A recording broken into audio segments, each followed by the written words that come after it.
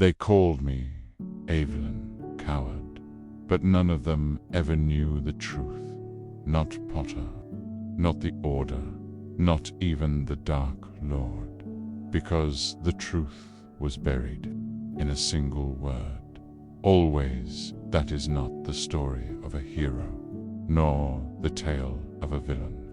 It is the confession of a man who walked the fine line between both, a man named Severus Snape to the world. I was the cold potions master at Hogwarts, the sneering shadow in the corridor, the one who seemed to despise the boy who lived. But behind every glare and every insult was a secret far too dangerous to speak aloud. Because I was many things, a Death Eater, a spy, a murderer, but above all, I was in love. My story begins long before the war, before Voldemort, before Hogwarts. It began in a small, broken-down neighborhood called Spinner's End. My father, Tobias Snape, was a cruel muggle. My mother, Eileen Prince, was a witch who had once held promise, now worn down by disappointment. I grew up in a home where silence meant safety and shadows meant fists. But across the street, a girl named Lily Evans laughed like she had never known fear. She had red hair like fire and eyes that made me forget everything ugly in the world. We became friends. Magic flowed through her like a river wild, untamed, beautiful. And when she got her Hogwarts letter, I waited by the window every night, praying mine would come too. And it did. Hogwarts. It was everything I imagined. But it was also where the world began to divide. She went to Gryffindor, I to Slytherin. And it was there I met the others, Lucius, Mulciber, Avery. Boys hungry for power, for status. They whispered of the dark arts, of a dark lord rising. And I listened, not because I believed in blood purity, but because I believed I would never be enough. Not for Lily, not for anyone. I thought strength would make me worthy. I thought magic could rewrite who I was. But darkness does not change you. It reveals you. By 5th year, everything was falling apart. James Potter, the arrogant, Gryffindor, had Lily's attention. He bullied me every chance he got, and she started laughing at his jokes. I remember the day it happened, the day I ruined everything. They had hexed me again, hung me upside down, exposed me like some pathetic joke in front of the whole school. And when Lily tried to help me, I lashed out. Don't help me, you filthy little mudblood. The word left my lips like poison. She didn't slap me, she didn't yell, she just looked at me like I was a stranger and walked away. I apologized 100 times. I would have bled for forgiveness. But some words once spoken cannot be taken back. She chose Potter, and I chose the Dark Lord. Years passed.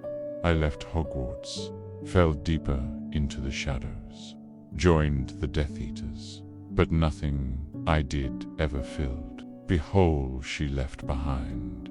And then, one night, I heard something that shattered my world.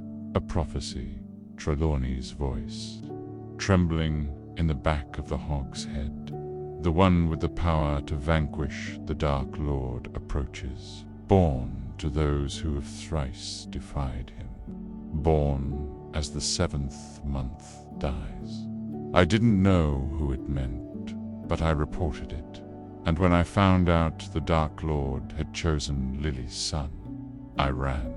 For the first time in years, I ran straight to Albus. Dumbledore, I begged him, pleaded, protect her, not Potter, not the boy, just her. He looked at me with those blue eyes that saw far too much. You do not care for the boy then? No, I care for her. But he made me vow to protect them all, even the child. And I did. It wasn't enough. On Halloween night, 1981, Voldemort went to Godric's Hollow.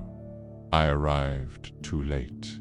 James dead, Harry crying in the crib, Lily lifeless on the floor, and I fell to my knees beside her body, sobbing like a child.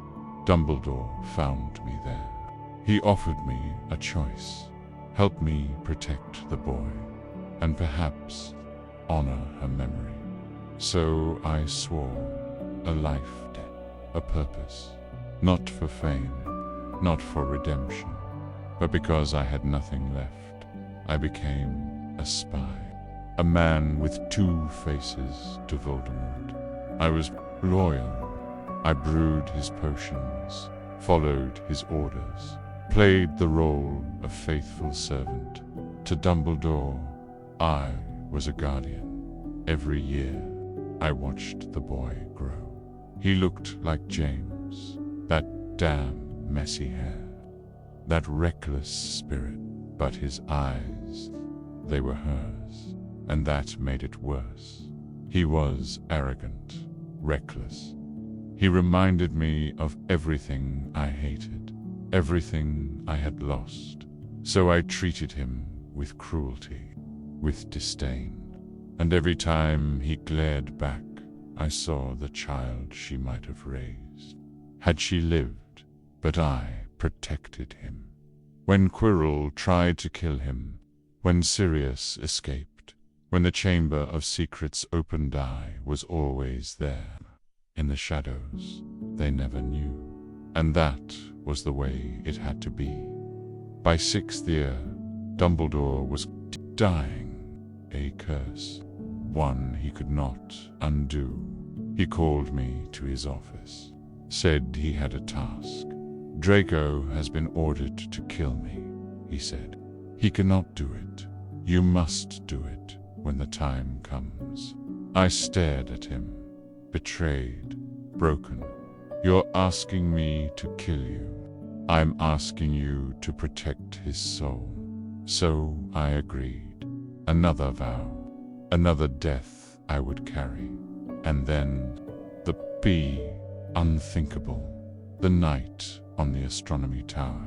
Draco couldn't do it. He was just a boy, and the Dark Lord watched through the eyes of the Death Eaters. So I stepped forward, raised my wand, and ended the only man who ever trusted me.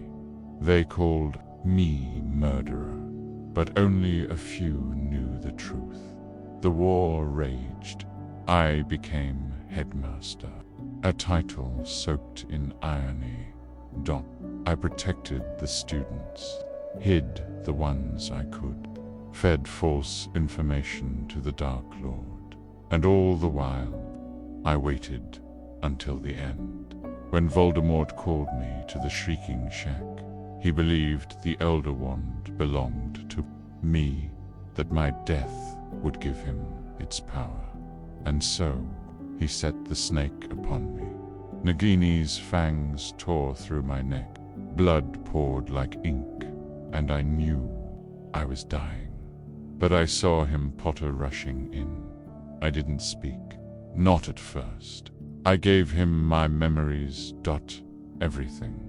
My love for Lily, my promise to Dumbledore, my sacrifices, my shame, so that he would know not just who I was, but why I did it.